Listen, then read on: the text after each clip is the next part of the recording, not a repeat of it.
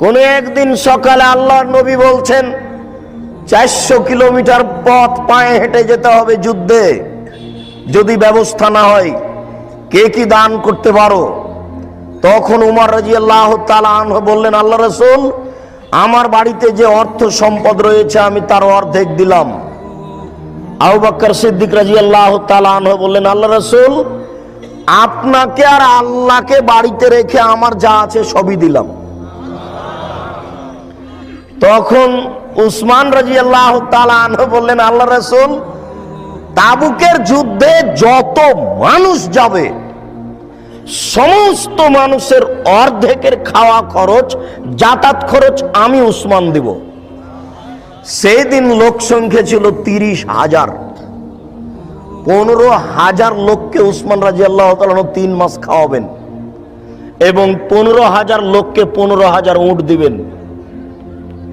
এবার উসমান এখানে, উমর রাদিয়াল্লাহু তাআলা এখানে, আর আবু বকর সিদ্দিক রাদিয়াল্লাহু তাআলা এখানে। কে সবচেয়ে বড় ধনী দেখেন।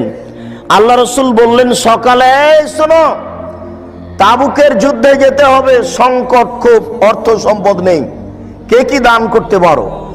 তো সাড়া দিলেন প্রথমে উমর রাদিয়াল্লাহু তাআলা আনহু বলেন, আল্লাহ রাসূল, আমার যে অর্থ সম্পদ রয়েছে তার অর্ধেক দিলাম। তখন আবু বকর সিদ্দিক রাদিয়াল্লাহু তাআলা আনহু বলেন, আল্লাহ রাসূল, আপনাকে আর আল্লাহকে বাড়িতে রেখে আমার যা ছিল সবই দিলাম।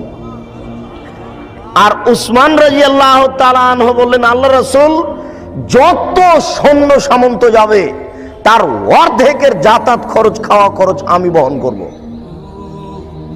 এবার বলেন কে সবচেয়ে বড় ধনী? আবু বকর সিদ্দিক রাদিয়াল্লাহু তাআলা আনহু বড় ধনী।